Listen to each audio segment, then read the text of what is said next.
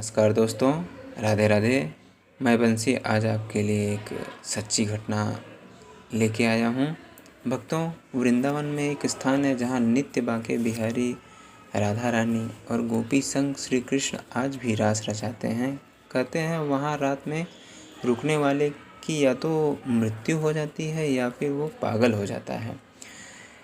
भक्तों, मैं आपके समक्ष एक आज सच्ची घटना से रूबरू करवाना चाहता हूँ जो कि कुछ दिनों पहले की है। तो चलो दोस्तों, मैं आपको उस घटना से की रूबरू करवाता हूँ। भक्तों, एक कलकत्ते का भक्त था। वो अपने गुरु से श्रीमद् भागवत कथा सुन रहा था। तभी गुरु के मुख से सुना कि श्री धाम वृंदावन में ठाकुर जी आज भी आकर रास रचाते हैं। तो उस भक्त के मन में इच्छा प्रबल हो गई इस रास को देखने की। फिर उसने वृंदावन का विचार बनाया और वो वृंदावन के लिए प्रस्थान कर दिया। उसने वृंदावन पहुंचकर सारी जानकारी ली और जो भी उसके मन में संशय था, फिर उसने बिहारी जी का दर्शन करने के लिए काफ़ी इच्छा प्रबल हो गई उसके मन में। तो उसने सोचा कि आज की रात मैं निधिवन में बैठ के देखूंगा कि हाँ, क्या यहाँ पे बांके बिहारी का रास होता है। तो उसने रात तक का वेट किया और वहाँ पे बैठा रहा। तभी वहाँ पे गुरुजी आए, तो उनको देख लिए। तो गुरुजी उनको निकाले वहाँ से, बोले कि आप निकलो, यहाँ पे कोई रात को नहीं रुकता। तो वो सोचा कि ठीक है, आज तो निकाल दे रहे हैं लेकिन कल फिर बैठेंगे। तो उसका जो दृढ़ निश्चय था वो अपना निश्चय बनाए रखा। तो उस दिन तो वो बाहर आ गया, लेकिन अगले दिन वो उसी वन में जाके ढूंढने लगा ऐसी जगह जो कि उसे कोई देख ना पाए। तो गुरुजी निकाल तो दिए थे। फिर उसके बाद उसने काफ़ी देखा तो एक जगह उसको मिल गया जहाँ पे वो निश्चय किया कि आज रात मुझे यहीं बैठना है। तो दिन भर तो वहाँ पे टहला। रात को फिर जाके जैसे ही शाम ढली, रात हुआ, वहाँ पे जाके वो छुप के बैठ गया। तो जब रात को बैठ गया तो गुरुजी और वहाँ के जो भी कार्यकर्ता हैं सभी लोग ताली बजाए कि भाई निकल जाओ, गेट बंद होने वाला है। तो वहाँ पर तो जितने लोग थे, पशु पक्षी, बंदर, चिड़िया जो भी थे, सब निकल जाते हैं क्योंकि वहाँ पे 9 बजे के बाद कोई भी नहीं रहता। तो वो छुप के बैठा था तो उसे देख नहीं पाए, वो वहाँ पे बैठा ही रह गया।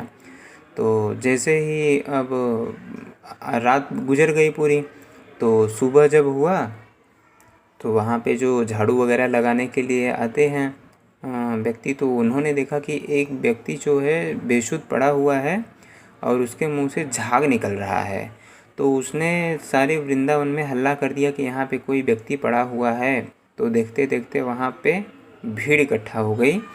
तो कई लोगों ने उससे पूछने का प्रयास किया कि आपका नाम क्या है, आप कहाँ से आए हैं, आप यहाँ पर क्या कर रहे थे, लेकिन वो कुछ नहीं बोल रहा था।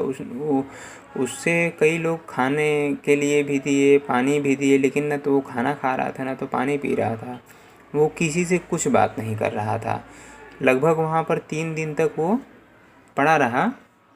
तब जाके वहाँ पर किसी को पता चला कि ये वर्धन आश्रम का व्यक्ति है। तो वहाँ के जो गुरु जी थे उनको बुलाया गया और बोला गया कि गुरु जी, यहाँ पर आपका कोई शिष्य बेसुध पड़ा हुआ है जो कि 3 दिन से पड़ा है, न तो कुछ खा रहा है, न पी रहा है, न बोल रहा है किसी से। आप आइए यहाँ पर और इसको लेके आप जाइए। तो वहाँ पर गुरु जी जैसे सुने, वो भागते भागते आए तो देखे कि उनका हिस्से से पड़ा था।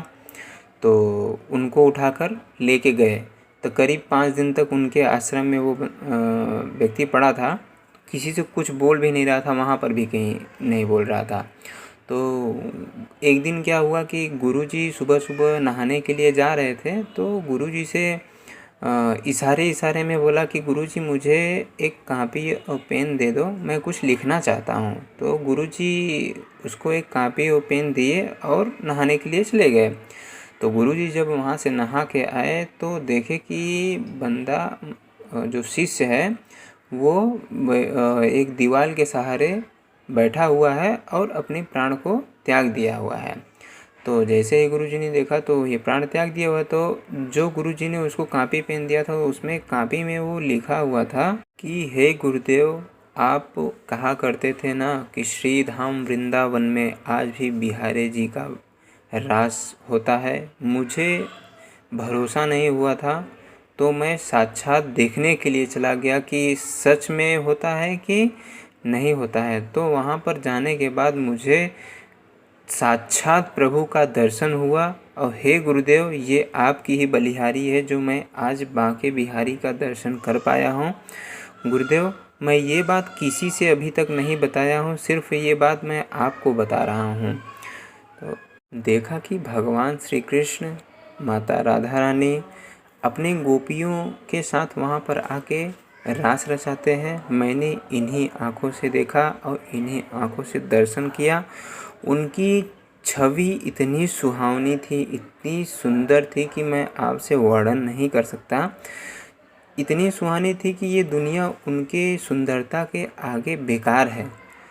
गुरुदेव, अब मैं इस संसार में जीना नहीं चाहता और मुझे जीने की इच्छा भी नहीं है, क्योंकि मैंने भगवान श्री कृष्ण का दर्शन कर लिया है और मुझे इस संसार में जीने की अभिलाषा भी नहीं है। गुरुजी, आप मेरा अंतिम प्रणाम स्वीकार करें। मैं आपका शिष्य।